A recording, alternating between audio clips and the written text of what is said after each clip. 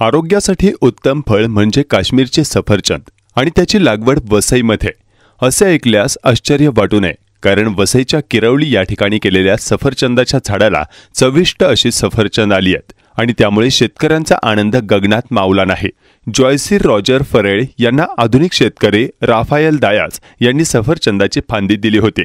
त्याची लागवड उद्यानात केली, त्यानंतर त्याला शेणखत टाकले आणि काळजी घेण्यासाठी मेहनत घेतली। हळूहळू झाडाची वाढ होत गेली आणि मार्च महिन्यात त्या झाडाला फुले आली। नंतर झाडाला खत प्रक्रिया करत फरेल कुटुंब करत राहिले आणि आनंदाची बाब म्हणजे त्याला आता सफरचंद देखील आलेत। अलोवेरा आणि त्याला सेलो टेप लावण्यात आले।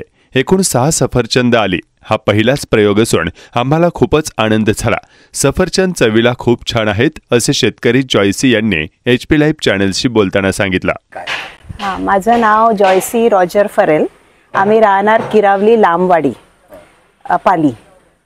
हे झाड माझे बहिणीचे मिस्टर राफाएल डायस यांनी मला एक छोटीशी फांदी दिलेली। त्याचं नाव HRM 99। त्या आणलेला हिमाचल प्रदेशमधून ऑनलाइन मागितलेलं। त्यांनी माझ्यासाठी एक फांदी दिलेली, मी ती लावली आणि त्याला 2 फूट खड्डा खणून शेणमाती टाकून खत टाकून ती लावलेली। तर 2-3 महिन्याने त्याला पालवी फुटायला सुरुवात झाली आणि मग ते मी त्यांना फोटो पाठवला की माझ्या ॲपलच्या झाडाला पालवी फुटलेली आहे, तर आता काय प्रोसिजर आहे।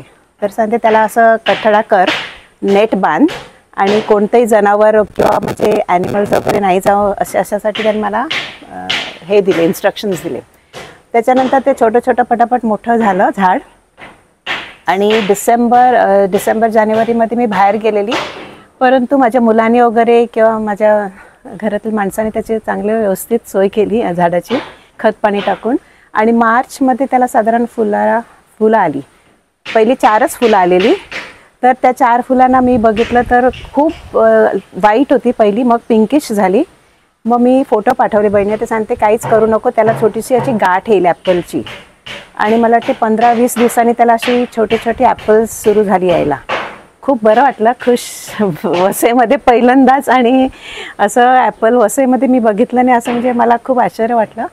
नंतर मग मी त्याला थोडंसं परत खत शेणमाती वगैरे खत टाकलं आणि मग बघतं तर हळूहळू ती मोठी झाली।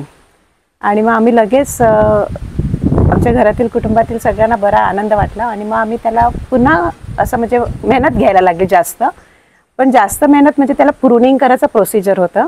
ते प्रूनिंग करायचं प्रोसिजर म्हणजे त्या छोट्याशा खालच्या फांद्या आहेत त्या तोडाव्या लागतात आणि तिकडे त्याला ॲलोवेरा लावून सेलो टेप चिकटावी लागते, म्हणजे काय दुसऱ्या फांद्या नाही होण्यासाठी। आणि न्यूट्रिशन जे असते ते फळांना पोचणार, फुलांना पोचणार, त्या फांद्यांना नाही पोचणार। अशा रीतीने आम्ही ते प्रूनिंग केलं आणि प्लॅस्टिकच्या टेप लावलेल्या। बघ थोड्या वेळाने ते आता फळं मोठी झाली, तर मुंग्या येण्यासाठी आल्या लागल्या लाल कलर आला म्हणून आम्ही ती काढली। किती आले होते फळ? त्याला टोटल 6 फळं आलेली, त्याच्यातले 1 गळून पडला। आता 5 आहेत ऑलरेडी। 3 आम्ही आज सकाळीच काढून टेस्ट केली, एकदम ज्युसी क्रिस्पी आणि एकदम स्वीट होती। मजा आली आणि खूप आवडलं। वसईमध्ये पहिलंच आपल्या घरी फळ आलं आणि ते खायला मिळालं, त्याचा अभिमान, देवाचे आभार।